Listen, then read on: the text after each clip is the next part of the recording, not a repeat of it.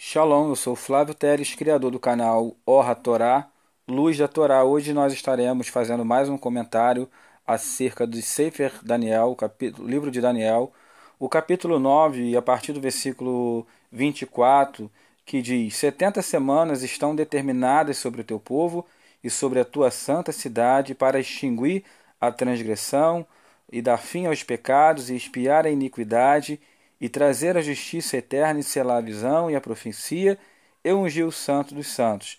Essa passagem ela faz parte, na verdade, de uma coletânea de versículos muito interessante. No entanto, esse material que está sendo preparado hoje, ele tem apenas o intuito de trabalhar os motivos, né, a característica, o porquê das 70 semanas e o objetivo das 70 semanas, né? Então a gente vai trabalhar, desmistificar um pouquinho essa ideia existente, principalmente dentro de segmentos cristãos, de que as 70 semanas elas são de Daniel. Eu havia comentado dentro de alguns grupos que nós fazemos parte e dentro do Orra Torá, que é o grupo que nós criamos para compartilhar os materiais do canal e interagirmos de forma mais pessoal com os participantes, seguidores do canal, acerca dos materiais que então colocamos aqui.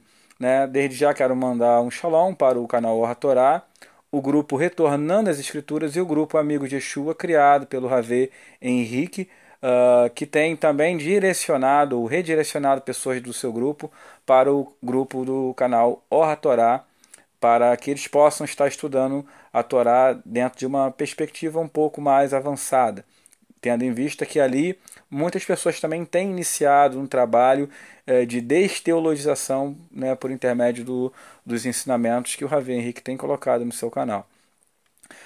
Então, nós iremos trabalhar um pouquinho essa questão do canal, da identidade das 70 semanas, o porquê de 70 semanas, né? Como que se gerou essa ideia de 70 semanas, por que o Sefer Daniel vai falar de 70 semanas e qual o objetivo dessas 70 semanas. Eu peguei aqui uma imagem, um gráfico, que é um gráfico muito utilizado dentro de segmentos cristãos, e nós iremos depois fazer alguns comentários acerca desse gráfico aqui.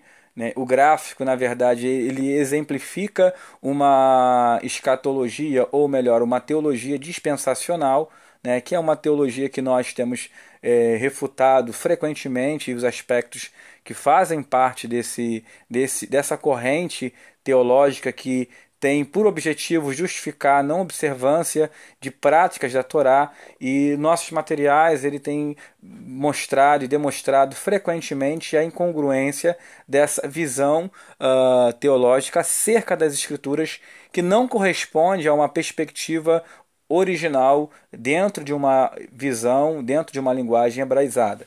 Então, o capítulo 9, o versículo 24, ele fala de 70 semanas que haviam sido determinadas sobre o povo e a cidade de Daniel, ou seja, sobre Jerusalém, a sua santa cidade, e sobre Israel, o povo de Daniel.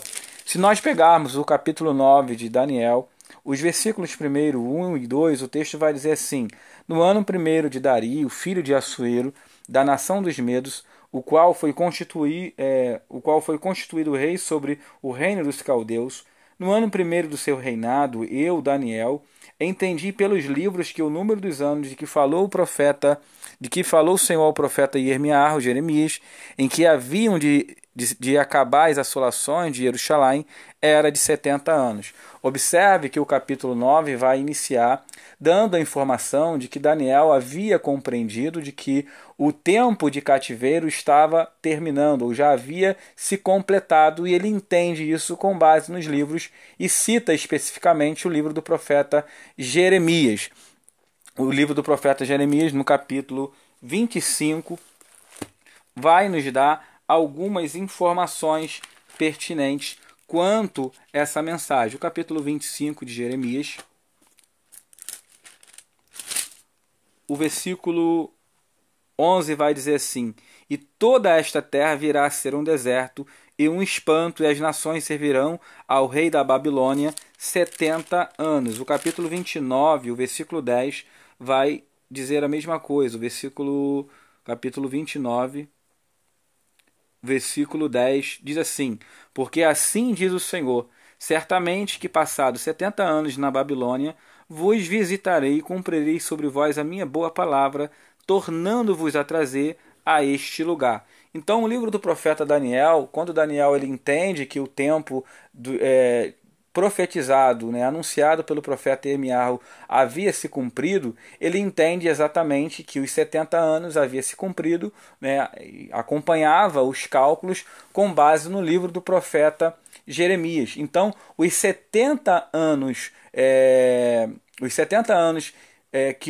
na qual o povo de Israel ficou na Babilônia, ele é justificado pelo livro do profeta Irmiarro. O texto fala que Jeremias profetizou que o povo ficaria lá 70 anos. Então, eu comento geralmente isso nos ensinos, nos estudos que nós ministramos presencialmente, que existe toda uma Torá, ou seja, existe todo um ensino em torno de uma visão do 7, do 70, 7 semanas de 7 anos, como nós temos, por exemplo, o 7 semanal, que é o Shabat, temos no primeiro dia do 7º mês temos Rosh Hashanah, que é onde se tocamos ao toque do shofar.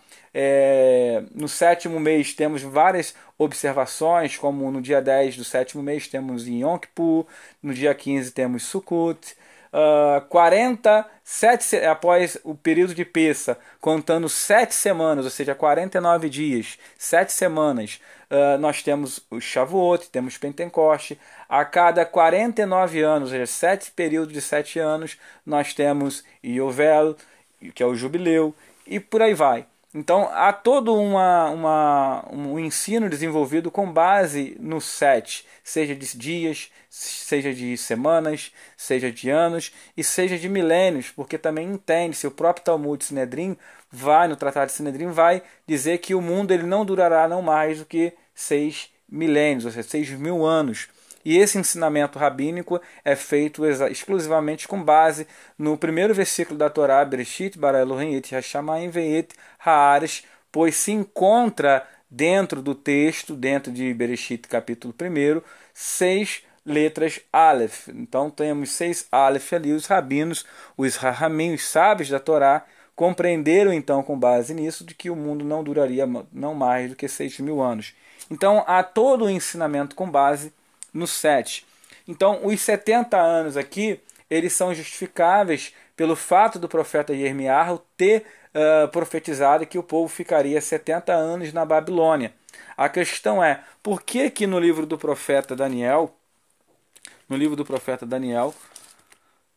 de 70 anos, né, em que o povo havia passado lá, o anjo veio, Malach veio e profetizou agora um período de 70 semanas de anos, ou 77, como aparece no texto original.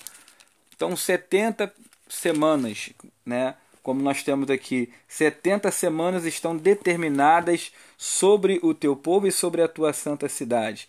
Então, da onde que surge essa ideia de 70 semanas? Se nós pegarmos o capítulo 9 e fizermos uma leitura de todo o capítulo 9, nós vamos ver que Daniel, após ele entender de que esse período de 70 anos havia acabado, ou seja, o cativeiro acabou, o período de aprisionamento em Bavel havia terminado. O sentimento que naturalmente qualquer pessoa nessa situação deveria ter era de alegria. Imagine você, né, passou uma temporada em uma prisão, porque a Babilônia, apesar de ter sido uma prisão, serviu também, foi uma demonstração da misericórdia e da Hesed do Eterno.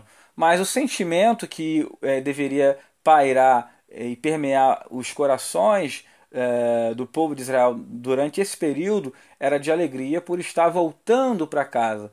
No entanto, nós vamos perceber uma aflição, uma preocupação intensa por parte de Daniel, pois o texto no versículo 5, a partir do versículo 4 do capítulo 9, diz que Daniel começou a orar. O texto diz: E orei ao Senhor meu Elohim, e confessei e disse: Ah, Senhor, Elohim grande e tremendo, que guardas o conserto e a misericórdia para com os que te amam e guardam os teus mandamentos. O texto vai dizer que ele segue aquilo que Rambam estipula como os caminhos da Techuvá, né? Os passos para uma Techuvá. Então há uma confissão, há o arrependimento, né? O sentimento que é chamado de Yagom, aquele pesar, né? Por ter cometido pecado, por ter transgredido a Torá, e logo após a confissão, que nós chamamos de vidui, né, que é a confissão, você confessar para o Eterno os pecados que foram feitos. E isso é interessante porque dentro da concepção hebraica, dentro da concepção judaica, Rambam ele vai orientar acerca disso. Ele vai dizer que quando você comete qualquer transgressão,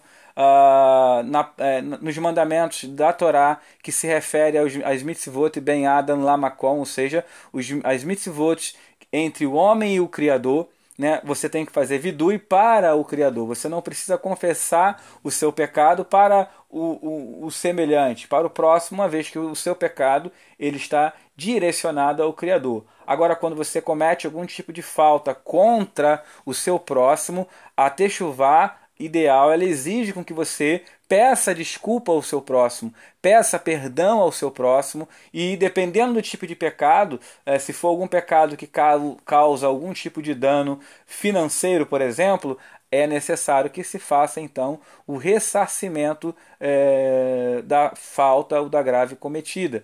Então isso é interessante porque nós vemos dentro, por exemplo, de períodos de Yom Kippur, é muito comum recebermos mensagens e as pessoas mandarem mensagens automáticas que foram criadas, né, e compartilhar essas mensagens de forma esporádica. Se alguma coisa eu fiz contra você, isso, aquilo, outro, isso é interessante, mas é como se também fosse um mecanismo para que a pessoa não fosse até a outra. E o ideal é que, se você pecou, você sabe que pecou contra o seu irmão, ou seja, que você cometeu um dos pecados da Torá, que é contra aquelas faltas das mitzvot, nos mandamentos que se referem às mitzvot ben Adam lahaverô, ou seja, contra o seu próximo, e você sabe que pecou contra o seu próximo, você tem que ir até ele. Não adianta você mandar mensagem, não adianta você seguir apenas um protocolo que sirva como subterfúgio para você fugir de uma responsabilidade, né? Se você não gosta de pedir desculpa, não gosta de pedir perdão, não gosta de passar por esse constrangimento, que você também não erre e não peque contra o seu irmão. Caso faça, principalmente aqueles que dizem que seguem o judaísmo, né, o próprio judaísmo vai estipular que o vidui ele não pode ser direcionado para o Eterno, mas sim para o teu irmão. Você tem que ir até o irmão, confessar o seu crime, confessar a sua falta e se comprometer a não fazer mais. O comprometimento de não errar de novo é a terceira fase de uma techuvá gemurá, de uma techuvá completa. Então, Daniel ele começa a seguir essas etapas, começa a seguir essas fases, passar por esses caminhos e pedir perdão não só por ele, mas também pelos pecados do povo. E isso é interessante, porque se Daniel ele entende que o período de 70 anos havia terminado, havia acabado, e ele iria voltar para a sua casa, para a sua pátria, e esse é o sentimento que predomina no coração de um Yehudim, voltar para Jerusalém, ir para a sua casa, fazer aliar, né, fazer subida para Jerusalém. Por que ele estava pedindo perdão? Por que ele estava tão preocupado? Por que ele estava tão aflito por conta disso e pedindo perdão por aquilo que ele ou eventualmente seu povo havia cometido? A explicação ela se encontra em alguns textos da Torá. O motivo que levou o povo de Israel a passar 70 anos na Babilônia, por exemplo, o livro de Divrei Hayamim Beit, ou seja, 2 Crônicas, o capítulo 36, o versículo 21, vai nos informar que o povo ficou 70 anos na Babilônia por conta das transgressões do Shabat. A questão é, por que dos 70 anos? Por que esses 70 anos viraram 70 semanas? A explicação se encontra no livro de Vaikra, no Sefer Vaikra, o livro de Levítico, o capítulo 26, necessariamente. A partir dos versículos primeiros, nós iremos fazer então uma leitura para fecharmos o raciocínio e então concluirmos esse material. Aqui nós iremos entender o porquê das 70 semanas e entenderemos que as 70 semanas elas não são de Daniel como geralmente ou convencionalmente se atribui dentro de materiais que seguem uma visão cristianizada, né, das Escrituras. Então, as 70 semanas elas não são de Daniel. As 70 semanas elas são de Moshe Rabbeinu. Ela é de Moisés, nosso pai, nosso grande. Então, as 70 semanas, Daniel, o que ele na verdade faz é aplicar um princípio que já estava dentro da Torá, né? E ele se preocupa porque, na verdade, ele entendia esse princípio. Porque o princípio, na verdade, é aplicado pelo próprio Hashem. Daniel ele entendia esse princípio, então se preocupa de que o Eterno não viesse perdoar o seu povo. Então ele começa a orar, pedir perdão, porque ele sabia que se o Eterno não perdoasse, um princípio seria aplicado e a pena, a sentença pelos crimes cometidos, pecados cometidos contra a Torá, poderiam então se intensificar. Então iremos fazer uma leitura. O capítulo 26 diz assim, os versículos primeiros.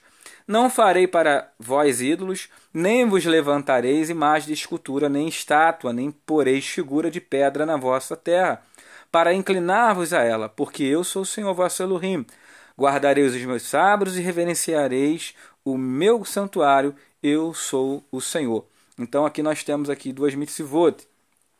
O versículo vai continuar. Se andardes nos meus estatutos e guardardes os meus mandamentos e os fizerdes, então eu vos darei as vossas chuvas a seu tempo, e a terra dará a sua novidade, e a árvore do campo dará o seu fruto. E a debulha se vos chegará a vindima, e a vindima se chegará à sementeira, e comereis o vosso pão e a fartar, e habitareis seguros na vossa terra. Também darei paz na terra, e dominareis seguros, e não haverá quem vos espante, e farei cessar os animais nocivos da terra, e pela vossa terra não passará a espada.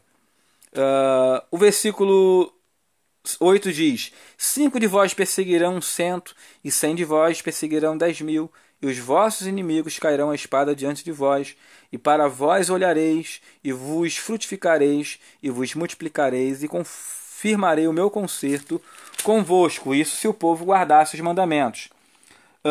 Quando chega no versículo 14, aí temos uma adversativa, né? Aval, o versículo 14 vai dizer, mas se me não ouvirdes e não fizerdes todos esses mandamentos, e se rejeitardes os meus estatutos e a vossa alma se enfadar dos meus juízos, não cumprindo todos os meus mandamentos para invalidar o meu concerto, então eu também vos farei isto, porei sobre vós terror, a tisica e a febre ardente que consumem os olhos e atormentem a alma, e semeareis debalde a vossa semente, e os vossos inimigos a comerão, e porei a minha face contra vós, e sereis feridos diante de vossos inimigos, e os que vos aborrecerem de vós se assenhorearão, e fugireis sem ninguém vos perseguir.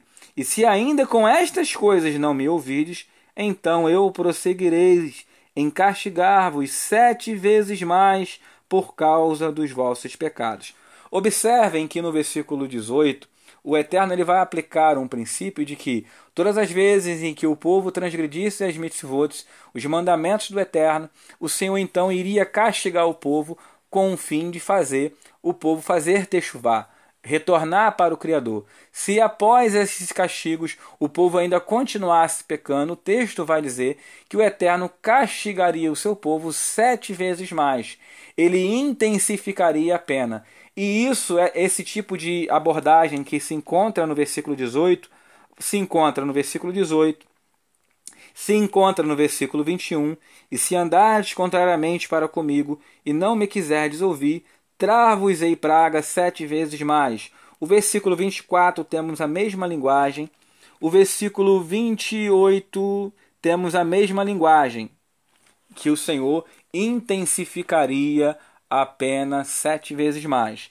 A partir do versículo 20, então, para vários tipos de pecado, após um período de correção, se o povo não se arrependesse, não fizesse techuvá, o Senhor então afetaria, ou seja, intensificaria a pena para o seu povo 7 vezes mais. No entanto, a partir do versículo 29 temos: Porque comereis a carne de vossos filhos e a carne de vossas filhas comereis, e destruirei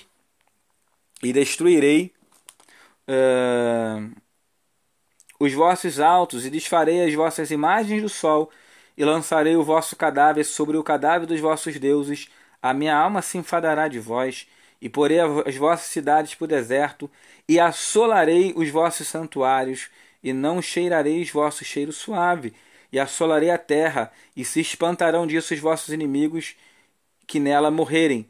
E vos espalharei entre as nações, e desembainharei a espada atrás de vós, e a vossa terra será assolada, e as vossas cidades serão desertas. Observem que no versículo 33, o texto diz que o Senhor ia espalhar o nosso povo, o povo de Israel, entre as nações, ou seja, ia acontecer diásporas, né?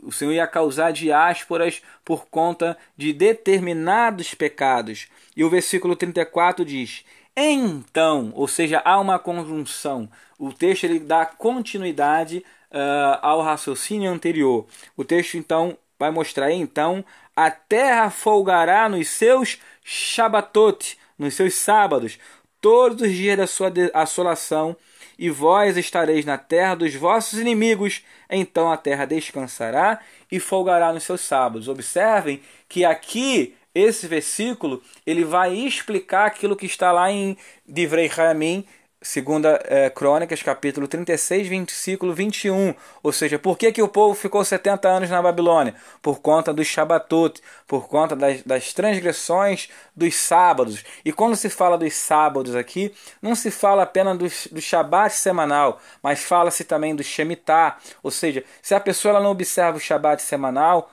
né, que é você deixar de trabalhar um dia, você cessar a atividade de trabalho por um dia, após 6 dias de trabalho, o que dirá o Shemitah, que é você interromper a sequência de trabalho durante um ano. Ou seja, a terra produziu durante 6 anos e no 7º ano a terra então descansa.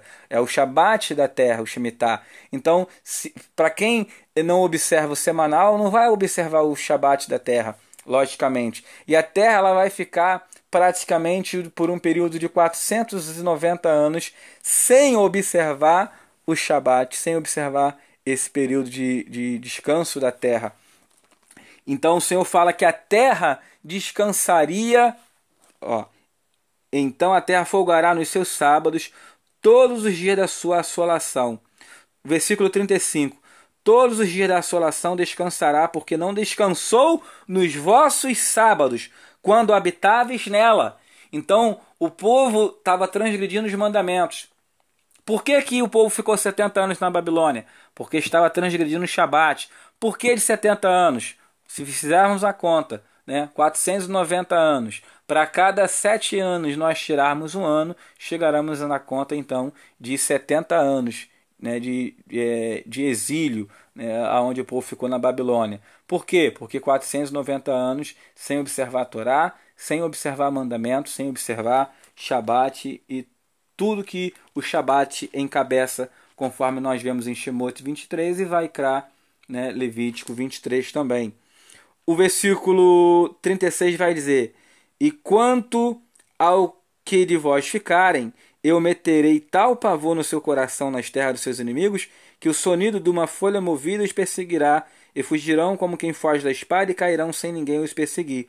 E cairão uns sobre os outros, como diante da espada, sem ninguém os perseguir, e não poderei parar diante de vossos inimigos. E perecereis entre as gentes, e a terra dos vossos inimigos vos consumirá. E aqueles que entre vós ficarem se derreterão pela sua transgressão da Torá nas terras dos vossos inimigos, e pelas transgressões da Torá de seus pais, com eles se derreterão. Então confessarão a sua iniquidade e a iniquidade de seus pais. Foi exatamente o que Daniel fez, confessou, com as suas transgressões, com que transgrediram contra mim, como também confessarão que, por terem andado contrariamente para comigo, eu também andei com eles contrariamente, e os fiz entrar na terra dos seus inimigos. Se então o seu coração incircunciso se humilhar, e tomarem por bem o castigo da sua iniquidade, também eu me lembrarei do meu concerto com Jacó, Yaakov, e também do meu concerto com Isaac, e também do meu concerto com Abraham, me lembrarei, e da terra me lembrarei. E a terra será desamparada por eles e folgará nos seus sábados, sendo assolada por causa deles, e tomarão por bem o castigo da sua iniquidade, em razão mesmo de que rejeitaram os meus juízos, e a sua alma se enfastiou dos meus estatutos. E demais disto também, estando eles na terra dos seus inimigos, não os rejeitarei, nem me enfadarei deles para consumi-los e invalidar o meu concerto com eles, porque eu sou o Senhor, seu Elohim. Observe que o texto diz que mesmo o povo na terra dos seus inimigos, o Senhor não havia rejeitado, não havia desfeito a sua aliança, o que contraria radicalmente aquilo que ensina o dispensacionalismo. Antes, por amor deles, me lembrarei do concerto com os seus antepassados, que tirei da terra do Egito, perante os olhos das nações, para lhes ser por Elohim, e eu sou o Senhor, vosso Deus. Então, observem que qual o princípio que nós temos dentro do capítulo 26 de Vaikra, do Sefer Vaikra. O povo pecou, havia então a sentença, né? Ou seja, qual foi o pecado pelo fato do povo transgredir o Shabbatot? Foram espalhados por outras terras, deixando então com que a terra de Israel descansassem em todos os Shabbatot, em todos os sábados, os quais ela não descansou quando o povo estava lá. Então eles ficaram 70 anos na Babilônia, porque ficaram 490 anos aproximadamente sem praticar a Torá, sem praticar Shabat. Só que o povo não se arrependeu, como se verifica, por exemplo, no livro de Neemias, no livro de Esdra, conforme se vê os profetas contemporâneos como Hagai, Ageu, Zecharias, Zacarias, onde o Senhor vai levantar esses profetas para então admoestar o seu povo a voltar a reedificar o templo e a cidade. Então o povo ele continua pecando, o povo continua, os sacerdotes casando com mulheres estranhas, como se verifica no livro do profeta Neemias. Então eles pecam. Daniel conhecia esse princípio, que após a sentença o povo não se arrependesse, não fizesse techuvá, a pena seria intensificada. Se esse princípio fosse aplicado, ou seja, o povo pecou 70 anos, se a gente intensificar a pena 7 vezes mais, 7 vezes 70, teremos então um período de 490 anos de justiça, de juízo do Eterno. Ou seja, os 70 anos anunciados pelo Malach, que aparece então ali para Daniel, ele está justificado. Os 70 anos na terra, ele foi intensificado justamente por conta dos pecados que continuaram acontecendo, mesmo o povo estando na Babilônia, por conta dos pecados cometidos contra a Torá. Observamos que Daniel ele entendia esse princípio, conhecia esse princípio descrito no livro da Torá, no Sefer Vaikra. Então, o princípio era um princípio do Eterno dado por intermédio do povo ao povo por intermédio de Moshe. Daniel conhecia e então ele tinha essa preocupação. Por isso da preocupação de Daniel, por isso das orações, das tefilot, por isso que Daniel ele faz vidui, ele se arrepende, ele confessa o seu pecado e o pecado do povo, ele se compromete de não pecar mais, a fim de conseguir o perdão, para que esse princípio então não fosse aplicado naquele momento, que foi o que não aconteceu. Então observe que tanto os 70 anos quanto as 70 semanas, elas ocorrem pelo fato de o povo ter transgredido a Torá.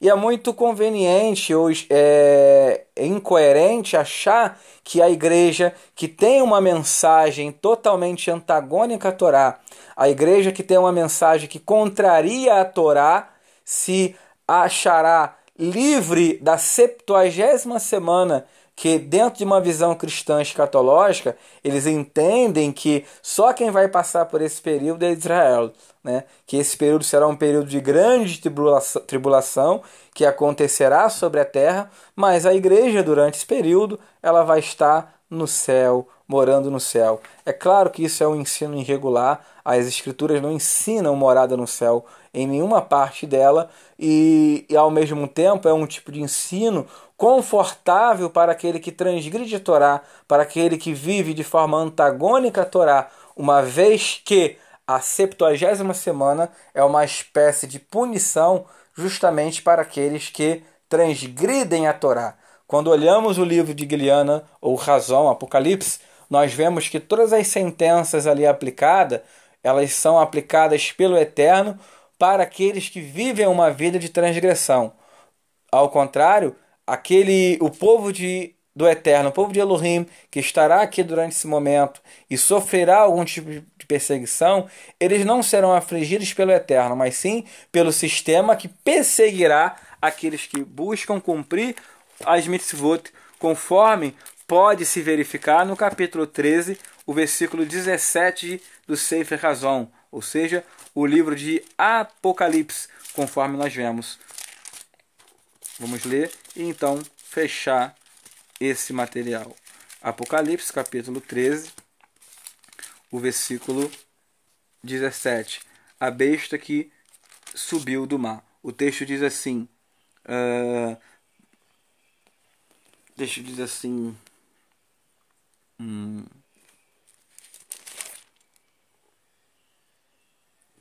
Na verdade, é o capítulo 12, versículo 17. E o dragão irou-se contra a mulher e foi fazer guerra ao resto da sua semente, os que guardam os mandamentos do Eterno e têm um testemunho de Yeshua Hamashia.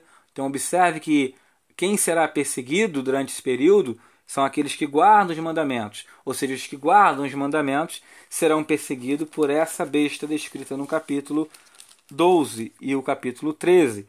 Agora, aqueles que transgridem os mandamentos sofrerão sanções vindas do próprio Eterno e serão protegidos por Eterno aqueles que se comprometem e vivem a Torá. Então, a igreja, logicamente, que ela não será isenta de um período, uma vez que a mensagem portada hoje pelo sistema cristão religioso é uma mensagem antagônica à Torá, é uma mensagem de rebelião à Torá e não de amor e observância a ela. Espero que os irmãos tenham entendido.